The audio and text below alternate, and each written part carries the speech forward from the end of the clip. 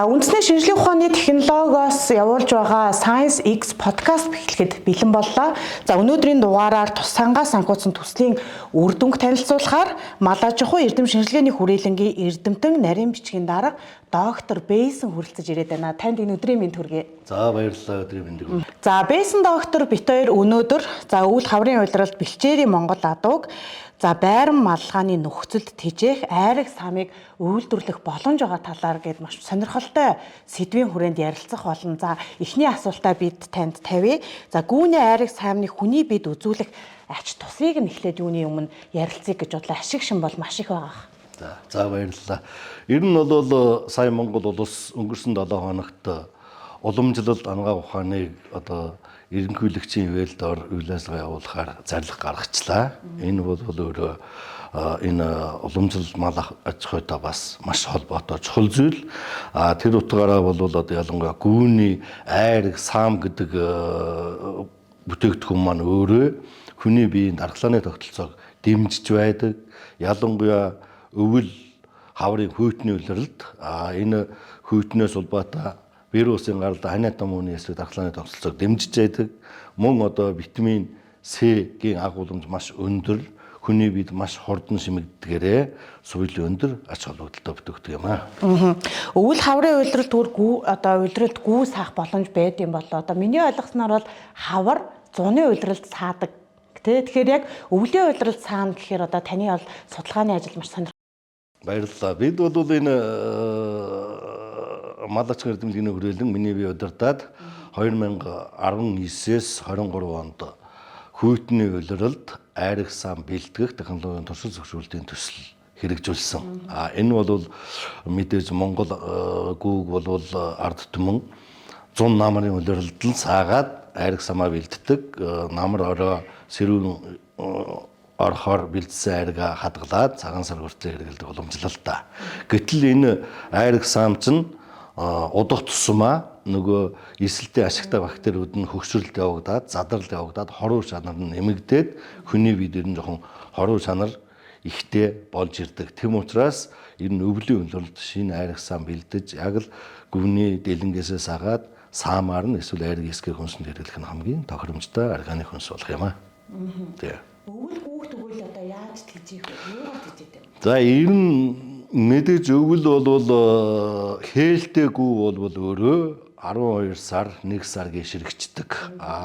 Хусран гүүгээ тэжээхдээ бол бид нар бол ер нь хоногт 117-оос 118 мегажоул солилцлын энерги бүхий 13-аас 15 кг орчим тэжээлийг хоногт олгож гүүний гүүг саах туршилтыг тавьсан. Энэ бол бид нар тэжээлийн 6 төрлийн жорыг туршсан. Үүнд бол хүчит тэжээл гэхээр арва, авьяас, буудаа, шарвуурцаг гэх мэт. Нөгөө бүдүүн тэжээлд нь болохоор бандууны өвс, ногоон тэжээл, хадлангийн өвс гэх мэт тэжээлүүдийг оруулаад дээр нь мэдээж эрдэс, минерал, витаминуудаар баяжуулаад тэжээлийн жор нормыг туршсан байдаг юм аа. Тэгээ бид нар энэ туршилтын үр дүнд бол өдөрт нэг гүүнээс хоногт 3.5 литр сүү буюу нэг саахад 800-аас 1 литр сүү нэг гүүнээс саах боломжтой болохыг тогтоосон. Тэгвэл өвөл гүүг саагаад айраг бэлтгэхийн тулд яг юун дээр анхаарах хэрэгтэй вэ? За хоёрдугаар гэх юм бол яг энэ нөгөө таны туршилтын дагуу туршилтууд явагдсан хэрэгжиж байгаа ямар ажлууд байна? Ер нь манай малчид ер нь хэр сонирхож байна? Энэ бол зах зээл маш их байгаа. Ялангуяа өвлийн улиралд би түрүү нөгөө ханиад томооны эсрэг дархлааны тогтолцоог дэмжинэ гэлээ.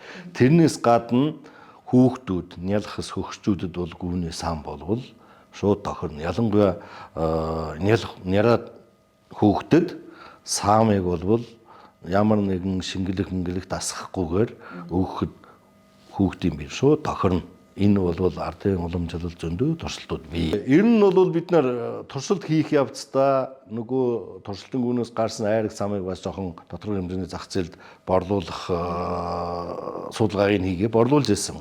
Энэ эрэлт хэрэгцээ маш их, ялангуяа хот орчмын одоо 3 жилийн өмнө гэхэд бид нар 1 литр айргийг чинь 10-аас 12 мянган төгрөг гэдэг байхад зүгээр одоо бид нар нэг 10 гүн туршилт хийдэг байлаа.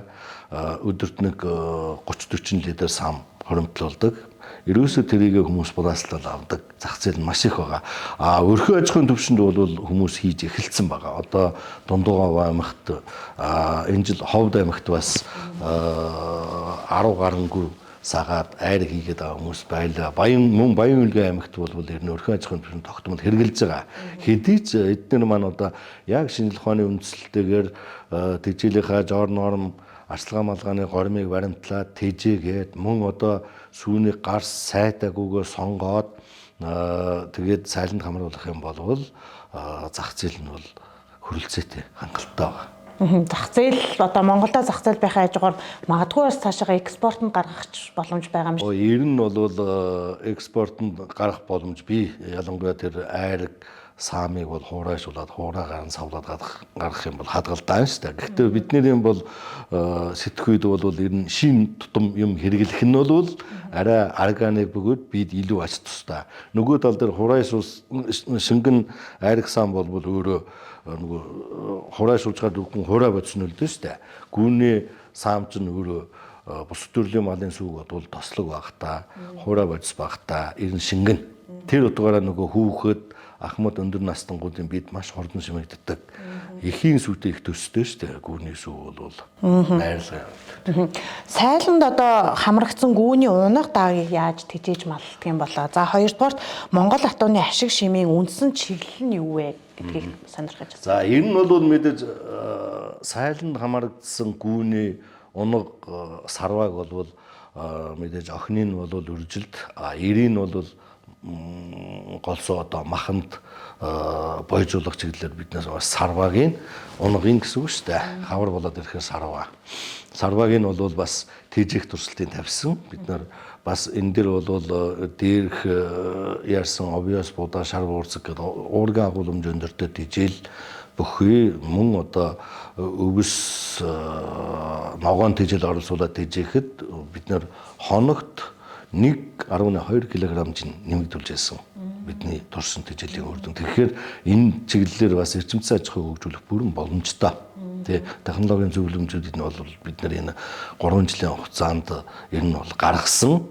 Харамсалтай нь шинжлэх ухааны ажлын хэрэгжсэн төсөл судалгааны ажлын залгамж чанар гэдэг юм чинь байдаггүй. 3 жил хэрэгжээд дуусчдаг.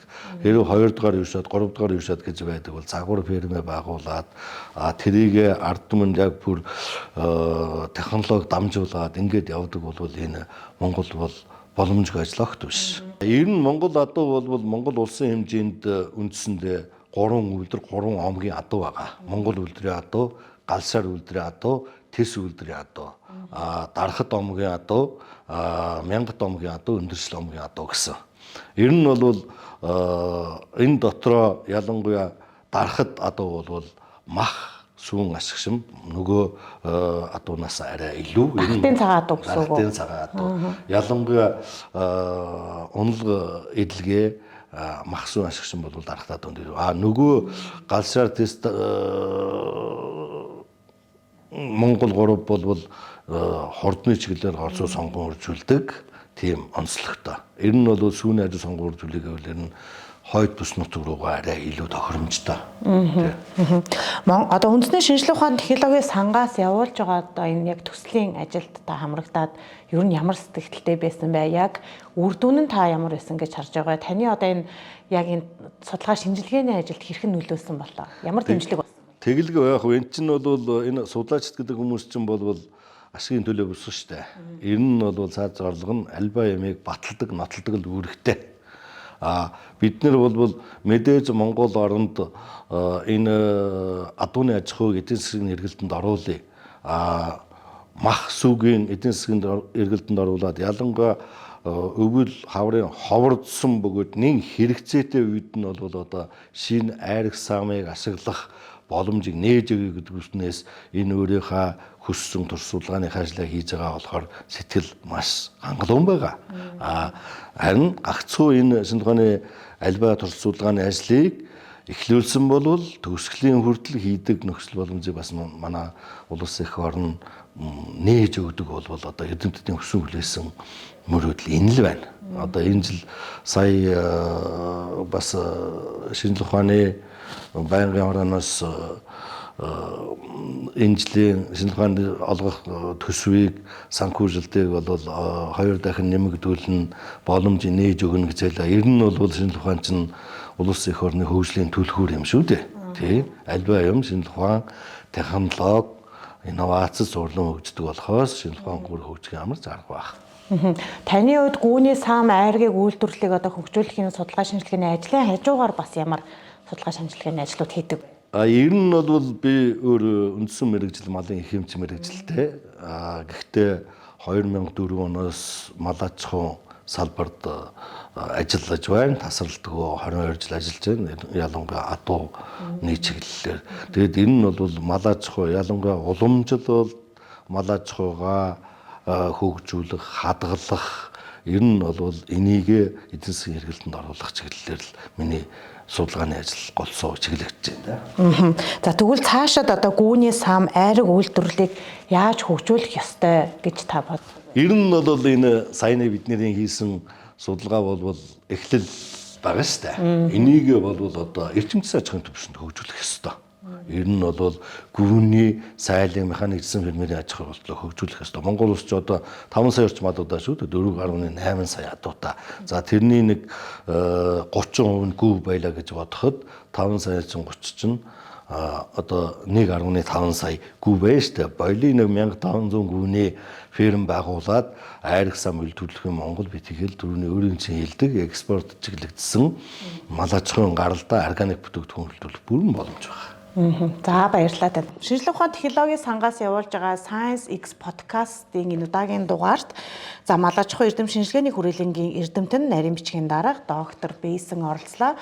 За Бэйсэн доктор битүүрэл үйл хаврын улиралд за бэлчээрийн Монгол адууг байран малгааны нөхцөл тэжээх за айраг самыг хэрхэн боловсруулж үйлдвэрлэх боломж байгаа талаар ярилцлаа.